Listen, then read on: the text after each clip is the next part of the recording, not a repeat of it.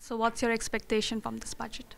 See, first of all, the budget can only give, fiscal incentives. One is, of course, a big focus on infrastructure, because infrastructure is tied to anything and everything, especially even if we have to increase our housing, office, retail, anything to do with real estate. Infrastructure will be the major game changer. Every year, the budget allocates money to different infrastructure funds, etc., which is what it should do. But I think more than the budget, once the money has been allocated, is the implementation, which is key. So number one, infrastructure. Second, of course, is all the incentives which can be given for low-cost housing. And these incentives should not be confined to only, let's say, tax benefits, which are important, but also how to make it cheaper for the consumers. So on the housing loan side, especially low cost housing, if there could be lower interest available, but also any incentives to developers who are to incentivize them to do low cost housing.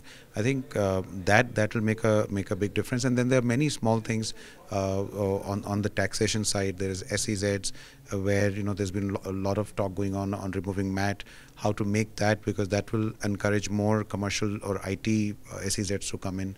And the government, I think this time they should be able to, hope that they will announce something. And most importantly, REIT, what is expected is that to remove the tax anomaly which is there, in spite of government announcing a new REIT structure, nobody has come up to start a REIT because of the tax issue. And there's a big hope that this budget will announce those tax incentive, which will trigger for companies, investors, both international and domestic, to set up a REIT structure. All right. This being Mr. Jaitley's second budget, do you think there would be any radical reforms with regards to the real estate sector?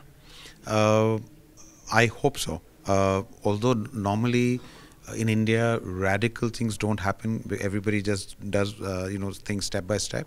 But so I don't expect something radical. But I do expect that, being the government is new and the promises it has made, that there will be some big steps. Even the previous budget, which was for the real estate sector, got a lot of attention, which itself was a pleasant surprise. But I do expect that continues, and real estate and infrastructure remains a priority in the budget. All right. Homes for All 2022 is a far-fetched dream. How do you think this is possible?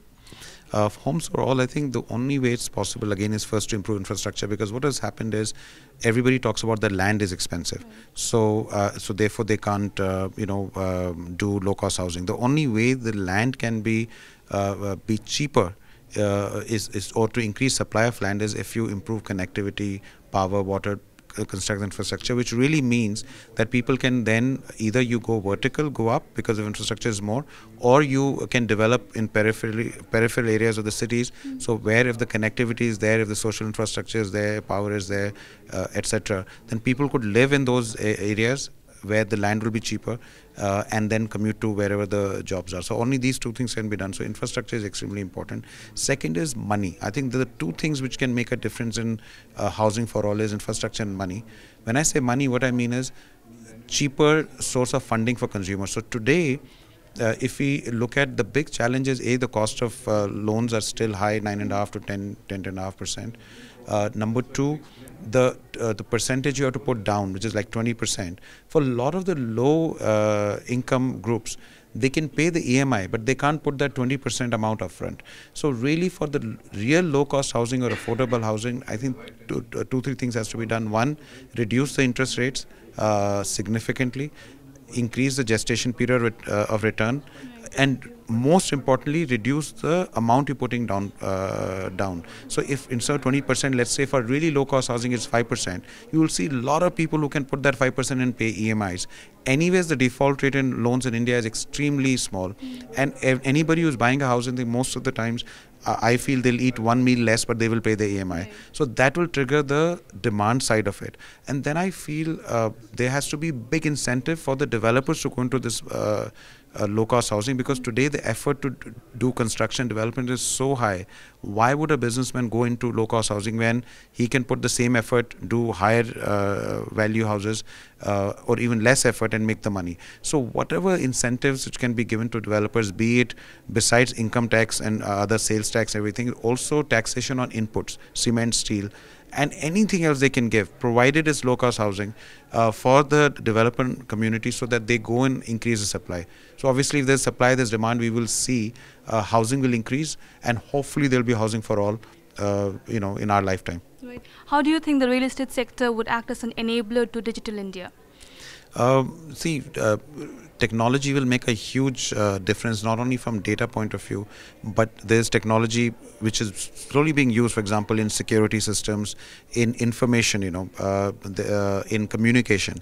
That itself, it is part of when I said infrastructure, it is a major part of the infrastructure, and that does help you to, again, if somebody is living in peripheral areas and all, technology can enable you to work from different places. It brings in efficiency. So really, going forward, the government is talking about smart cities. As far as I'm concerned, right now, the smart city will be the one which has enough power and water and transportation.